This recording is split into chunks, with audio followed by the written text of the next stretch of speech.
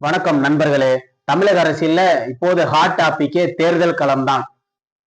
குறிப்பா பாஜகவின் முன்னாள் மாநில தலைவர் திரு அண்ணாமலை அவர்கள் கரூரில் போட்டியிடுவாரா மாட்டாரா, கரூரை விட்டு பின்வாங்குகிறாரா என்பது மிகப்பெரிய கேள்வியாக அமைந்திருக்கிறது. தனது சொந்த மாவட்டம் கரூரில் போட்டியிட பயப்படுகிறார் என்று திமுகவினர் ஒரு பக்கம் பிரச்சாரம் செய்கிறார்கள். அண்ணாமலையின் தரப்பில் இருந்து இது அரசியல் தந்திரம் என பேசுகிறார்கள். தமிழக அரசியலில் என்ன நடக்கிறது, அண்ணாமலை போட்டியிடுவாரா மாட்டாரா என்பதை இந்த வீடியோவில் பார்க்கலாம். அதற்கு முன்பாக நமது சேனலை சப்ஸ்கிரைப் செய்து கொள்ளுங்கள். வீடியோவை தொடர்ந்து முழுமையாக பாருங்கள். தமிழக தேர்தல் களத்துல கரூர் எப்போதுமே மிக ஒரு முக்கியமான பங்கு வகிக்கக்கூடிய ஒரு பகுதி. கொங்கு மண்டலத்தில் இருக்கக்கூடிய மிக முக்கியமான பகுதி, விவசாய பகுதி, நடுத்தர மக்கள் அதிகம் இருக்கக்கூடிய பகுதி, வணிக நிறுவனங்கள் இருக்கக்கூடிய பகுதி. அது மட்டுமல்லாம திமுக அதிமுகவின் மிக முக்கியமான தலைவர்கள் இருக்கக்கூடிய பகுதியும் கூட. திமுகவில் செந்தில் பாலாஜி என்றால் அதிமுகவில் விஜயபாஸ்கர். இரு பெரும் தலைவர்களுக்கு மத்தியில் அண்ணாமலை கரூரில் சாதிப்பாரா? கடந்த பாராளுமன்ற தேர்தலில் கூட கரூர்ல மிகப்பெரிய ஒரு வாக்கு வங்கியை பெற்றது. அங்கு வெற்றி நீண்ட போராடிக்கிட்டு இருந்தாலும் பாராளுமன்ற தேர்தலில் ஓரளவிற்கு வாக்கு சதவீதத்தை உயர்த்தியது என்பதுதான் உண்மையும் கூட. அதற்கு முக்கியமான காரணம் அண்ணாமலை என்பதே நிதர்சனமும் கூட. வருகின்ற சட்டமன்ற தேர்தலில் திரு அண்ணாமலை அவர்கள் தனது சொந்த ஊரான கரூரில் களம் காண்பார் என்பது ஒரு பேச்சு நிலவி கொண்டு இருந்தாலும் கூட, திரு அண்ணாமலை அவர்கள் தென் மாவட்டங்களிலோ அல்லது கோவையிலோ போட்டியிடுவதற்கு திட்டமிடுகிறார் என்றுதான் ஒரு பேச்சு அடிபட்டு வருகிறது. இதை எதிர்கட்சிகள் கூட மிக கடுமையாக சாடி இருந்தாலும் கூட திரு அண்ணாமலை அவர்கள் கரூரில் போட்டியிட பயப்படுகிறார். கரூரில் போட்டியிடுவதற்கு அவருக்கு மிகப்பெரிய தயக்கம் இருக்கிறது. அங்கு தோல்வி அடைந்து விடுவார் என்ற ஒரு அச்சத்தின் காரணமாக தான் திரு அண்ணாமலை அவர்கள் கோவை தென்பகுதியை நோக்கி ஓடுகிறார் என்று திமுகவினர் விமர்சனம் வைத்து வருகிறார்கள். செந்தில் பாலாஜிக்கு எதிராக களமிறங்கினால் நிச்சயம் அவர் தோல்விதான் சந்திப்பார். செந்தில் பாலாஜியை எதிர்கொள்வதற்கு அவருக்கு பயம் இருக்கிறது என்பது திமுகவினரின் விமர்சனம். உண்மையிலேயே திரு அண்ணாமலை அவர்களுக்கு கரூரில் போட்டியிடுவதற்கு பயமா, அச்சமா, அல்லது அந்த தொகுதியின் மீது நம்பிக்கை இல்லையா என்பது மில்லியன் டாலர் கேள்விதான். மறுபுறம் பாஜகவினர் இதை மறுத்து வருகிறார்கள். திரு அண்ணாமலை அவர்கள் மக்கள் தலைவர் என்பதால் அவர் தமிழகத்தில் எங்கு வேண்டுமானாலும் போட்டியிடலாம். எங்கு போட்டியிட்டாலும் கட்சிக்கு தான் அது நன்மை பயக்கும். அவர் அகராதியிலேயே பயம் என்ற வார்த்தை இல்லை. நிச்சயமாக தமிழகத்தில் எங்கு போட்டியிட்டாலும் அது கட்சியின் வாக்கு வங்கியை தான் உயர்த்துமே தவிர, கட்சியை பலப்படுத்துமே தவிர, அவர் எக்காரணத்தை கொண்டும் கரூரில் பயந்து மற்ற இடங்களுக்கு செல்வது அது வீண் வதந்தி என்று பாஜகவினர் கூறி வருகிறார்கள். ஒரு கட்சியினுடைய மிக முக்கியமான தலைவர் அவர் எங்கு போட்டியிட்டாலும் அது நிச்சயம் கட்சிக்கு தான் பலன் அளிக்குமே தவிர அந்த தலைவருக்கு அல்ல என்பதுதான் உண்மையும் கூட. அதே போன்றுதான் திரு அண்ணாமலை அவர்களும் தமிழகத்தில் எந்த பகுதியில் போட்டியிட்டாலும் அது கட்சியின் வளர்ச்சிக்கு தான் அது மிகப்பெரிய உந்து சக்தியாக அமையும் என்பதுதான் உண்மையும் கூட. திரு அண்ணாமலை அவர்கள் கரூரில் போட்டியிடுவாரா, கோவை பகுதிக்கு மாறுவாரா, தென் பகுதிக்கு மாறுவாரா என்பதை இன்னும் சில தினங்களில் நமக்கு தெரிந்துவிடும். அவர் எங்கு போட்டியிட்டாலும் கட்சிக்கு தான் அது நன்மை பயக்கும். திரு அண்ணாமலை அவர்கள் எந்த தொகுதியில் போட்டியிட வேண்டும் என்பதுதான் பாஜகவிற்கும் அண்ணாமலைக்கும் சில கருத்து வேறுபாடுகள் இருப்பதாக செய்திகள் உலா வருகிறது. இது குறித்துதான் திரு அண்ணாமலை அவர்களும் கடந்த சில நாட்களுக்கு முன்பு சென்னையில் உள்ள RSS அலுவலகத்தில் ஒரு மிகப்பெரிய கேள்வி எழுப்பியதாகவும் செய்திகள் உலா வந்தது.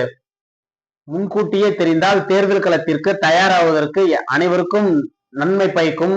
திடீரென்று அறிவித்து சென்றால் தோல்விதான் மிஞ்சும். முன்கூட்டியே தெரிந்தால் தேர்தல் களத்திற்கு தயார்படுத்துவதற்கு வசதியாக இருக்கும் என்று RSSின் மூத்த தலைவர்களிடம் திரு அண்ணாமலை அவர்கள் ஒரு கேள்வி எழுப்பியதாகவும் செய்திகள் சில நாட்களாக உலா வந்த வண்ணம் இருக்கிறது. திரு அண்ணாமலை அவர்கள் எந்த தொகுதியில் போட்டியிட்டாலும் நிச்சயம் தமிழகத்தின் மிக முக்கியமான தொகுதியாக தான் பார்க்கப்படும், பரபரப்பான தொகுதியாக தான் அறியப்படும். அது அரசியலில் மிகப்பெரிய மோதலாக இருக்கும் என்பதில் துளியும் சந்தேகமில்லை. திரு அண்ணாமலை அவர்கள் எந்த தொகுதியில் போட்டியிட வேண்டும் என்பதை நீங்கள் கமெண்ட் பாக்ஸில் தெரிவிக்கவும்.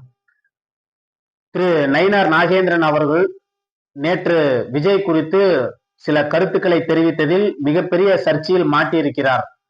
திரு விஜய் அவர்கள் நேற்று சேலத்தில் நடைபெற்ற நிர்வாகிகள் சந்திப்பு கூட்டத்தை முடித்து பல்வேறு கருத்துக்களை பேசியிருந்தார். திரு நயினார் நாகேந்திரன் அவர்கள் பத்திரிகையாளர் சந்திப்பில் விஜய் அவர்கள் முதலில் பண்ணை ஊரை விட்டு வெளிவர வேண்டும், திரிசாவை விட்டு வெளிவர வேண்டும் என்ற பேசிய கருத்துக்கள் தமிழக அரசியலில் மிகப்பெரிய சர்ச்சையாக பார்க்கப்பட்டு வருகிறது. திரு டிடிவி தினகரன் அவர்கள் கூட தனிப்பட்ட விமர்சனங்களை ஒரு தலைவர் மீது வைக்க கூடாது என்பதை தெளிவுபடுத்தியிருக்கிறார். திமுகவின் தமிழச்சி தங்கபாண்டியன் அவர்கள் கூட பெண்கள் குறித்து தவறாக கருத்து தெரிவிக்கக்கூடியவர், சரியான தலைவராக இருக்க முடியாது என்பதை தெரிவித்திருக்கிறார். தாவேக தரப்பிலிருந்து சி.டி. நிர்மல்குமார் அவர்கள் கூட நயினார் நாகேந்திரன் அவர்கள் எல்லாம் சரியான தலைவரே இல்லை, திரு செங்கோட்டையன் அவர்கள் கூட நயினார் நாகேந்திரன் நிச்சயம் அரசியலுக்கு பொருத்தமில்லாத ஒரு ஆள், இது போன்ற அநாகரிகமான பேச்சுகள் பேசக்கூடியவர் எல்லாம் ஒரு மாநிலத்தின் தலைவராக இருப்பது எந்த விதத்திலும் சரியாக இருக்காது என்பதை திரு செங்கோட்டையன் அவர்கள் பேசியிருக்கிறார். இதுதான் தமிழக அரசியலில் இன்று மிகப்பெரிய சர்ச்சையாகவும் இருந்து வருகிறது.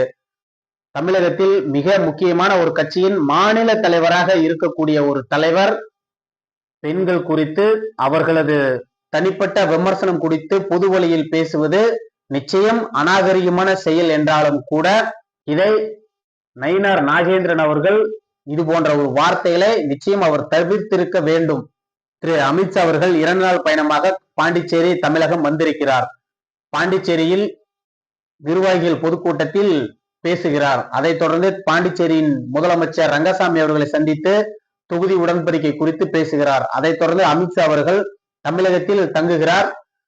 தமிழகத்தில் என்டிஏவின் தொகுதி பங்கீட்டை இறுதி செய்வதற்குண்டான வேலையை திரு அமித்ஷா அவர்கள் முன்னெடுத்திருப்பதாக பாஜகவிற்கும் அதிமுகவிற்கும் உண்டான தொகுதி பங்கீட்டை விரைவில் முடித்து தொகுதிகள் அறிவிக்க வேண்டும், வேட்பாளர்களை உடனடியாக களமிறக்க வேண்டும் என்பதை திரு அமித்ஷா அவர்கள் மிக முக்கியமாக செயல்பட்டு வருகிறார். அதைத் தொடர்ந்துதான் திரு எடப்பாடி பழனிசாமி அவர்களை சந்தித்து நேரடியாக தொகுதி உடன்படிக்கை குறித்து பேச்சுவார்த்தை நடத்துவார் என்று பாஜக தரப்பிலிருந்து பேசப்பட்டு வருகிறது. நிச்சயம் திரு அமித்ஷா அவர்களின் வருகை என்டிஏவிற்கும் பாஜகவிற்கும் தமிழகத்தில் மிகப்பெரிய ஒரு எழுச்சியை ஏற்படுத்தும் என்பதுதான் உண்மையும் கூட. நிச்சயம் தமிழக தேர்தல் களம் என்பது மிக பரபரப்பாக போய்கொண்டிருக்கக்கூடிய இந்த நேரத்தில் திரு அமித்ஷா அவர்களின் தமிழக பயணம் என்பது நிச்சயம் தேசிய அரசியலில் ஒரு மைய புள்ளியாக இருக்கும் என்பதுதான் உண்மையும் கூட. நிச்சயம் வருகின்ற நாட்களில் என்டிஏ விரைவாக தொகுதி பங்கீட்டை முடித்து வேட்பாளர்களை அறிவித்து உடனடியாக களமிறங்க வேண்டும் என்பதுதான் அமித்ஷாவின் அவர்களின் எண்ணமும் கூட. ஒவ்வொரு தலைவர்களின் அசைவுகளும் தேர்தலை நோக்கிதான் பயணிக்கும் என்பதுதான் உண்மையும் கூட. நன்றி, வணக்கம்.